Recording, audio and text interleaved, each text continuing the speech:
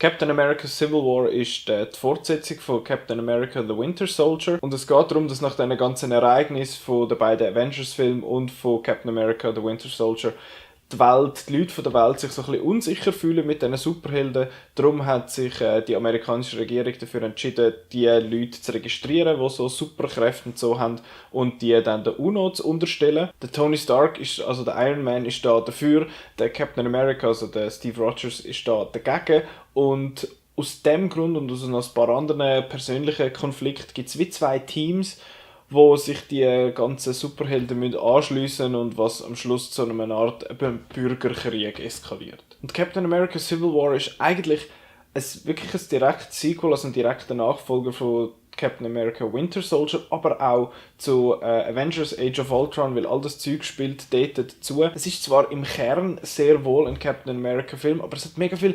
Avengers-eske Sachen dabei, also es sind mega viele Leute dabei von den Avengers, von den Einzelfilmen, die alle jetzt zum ersten Mal zusammenkommen, eigentlich wie Avengers 2.5, so ein bisschen. Der Konflikt zwischen dem Iron Man und dem Captain America kommt ja nicht einfach von ungefähr, der findet jetzt nicht einfach so, jetzt haben sie sich nicht mehr gern, sondern die sind schon immer ein bisschen am Gift gewesen.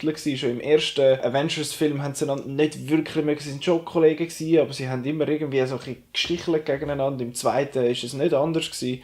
Und das eskaliert jetzt so in dieser Meinungsverschiedenheit, die sie haben. Und Civil War ist recht vieles. Es ist ein Actionfilm, es ist ein relativ emotionaler Thriller, es ist ein politischer Thriller. Es hat noch komödiantische Aspekte drin und dass das alles ausbalanciert wird und gut funktioniert, ist echt eine verdammte Leistung von Joe und Anthony Russo. Und trotzdem, dass es in dieser Story und in diesem Film wahnsinnig viele Leute und wahnsinnig viele Figuren und Nebenfiguren dabei hat, ist es sehr ein persönlicher Film mit persönlichen Motivationen und persönlichen Konflikten, was die Superhelden oder die Larger-than-Life-Characters so ein bisschen greifbar macht und irgendwie auch so ein bisschen menschlicher macht. Das finde ich mega wertvoll in so einem Film und vor allem beim Iron Man und beim Captain America, ihr Konflikt wird sehr gut ausgearbeitet und das habe ich super gut gefunden. Und ich meine, wir wissen langsam, dass der Chris Evans ein super Captain America ist, wir wissen langsam, dass der Tony Stark ein super Iron Man ist.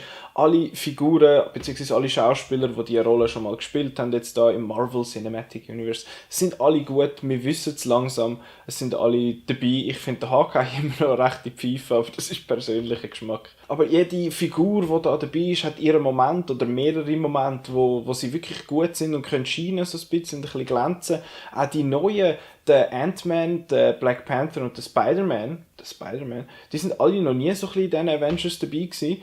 Der Ant-Man hat zwar schon seinen eigenen Film gehabt und der wird jetzt da so ein bisschen eingeführt und wie sie die Figur integrieren, ist wirklich cool. Ich finde seine Motivation ein bisschen dünn und ein bisschen sofort, also ja, er ist jetzt auch da. Schlussendlich funktioniert er in der ganzen Gruppe aber wirklich gut. Und dann die zwei ganz neuen, der Black Panther ist der eine von denen, der wird eingeführt, eigentlich so ganz langsam und dann heisst es einfach, gibt es ein paar kurze Sätze, wer er ist, dass er macht, was er macht.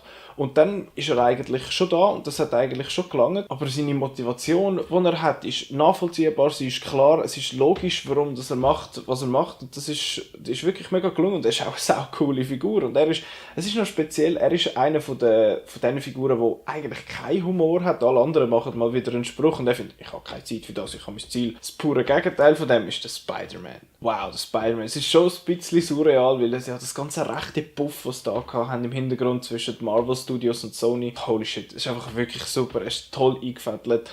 Eingefädelt, yeah. Er ist super eingesetzt, er ist toll gespielt vom Tom Holland. Es ist sehr ein junger Spider-Man und er ist einfach super. Er ist wirklich toll. Ich will nicht mehr sagen, er hat nicht einen riesengroßen Auftritt, er hat nicht eine riesen Rolle, aber das, was er macht, ist wirklich mega gelungen und ich habe eine scheisse Freude gehabt, den wieder gut quasi auf der Kinoleinwand zu sehen. Die Action-Szenen, sie sind nicht rar. Es hat ein paar schlussendlich gleich noch einen Actionfilm und die sind eigentlich allesamt sehr, sehr gut. Es hat viele spannende Action-Szenen und ich meine, die Szene, die so ein bisschen angeteased worden ist in den Trailer da an diesem Flughafen, ist absolut fantastisch. Es hat jeden seinen Moment. Es ist wirklich so gut gelöst.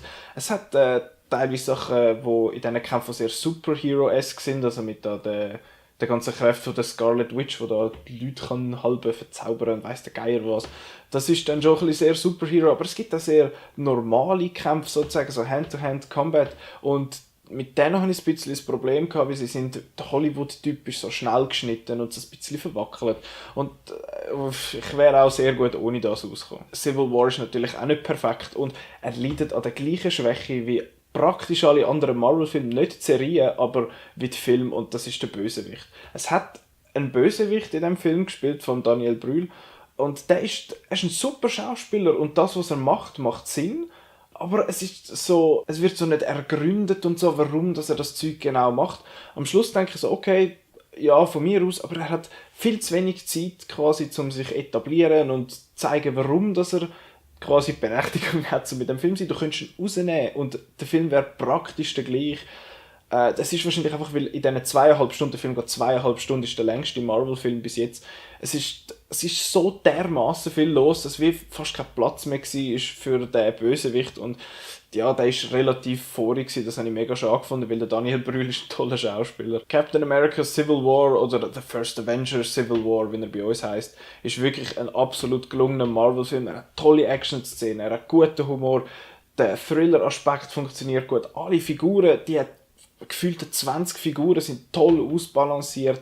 Die neuen Figuren, die dazukommen, wie der Black Panther und der Spider-Man, sind toll integriert.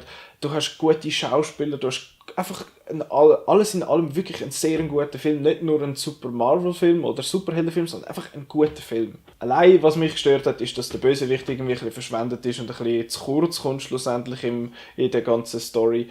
Das habe ich schon angefunden. Schlussendlich ist es aber etwas, wo ich darüber hinwegschauen kann, weil alles andere ist wirklich voller Hahn gelungen, einfach grossartig. Und für die gerne noch ein bisschen hocken bleiben im Kino, es hat 2 After-Credit-Scenes, beziehungsweise eine in der Mitte vom Abspann und eine am Schluss vom Abspann.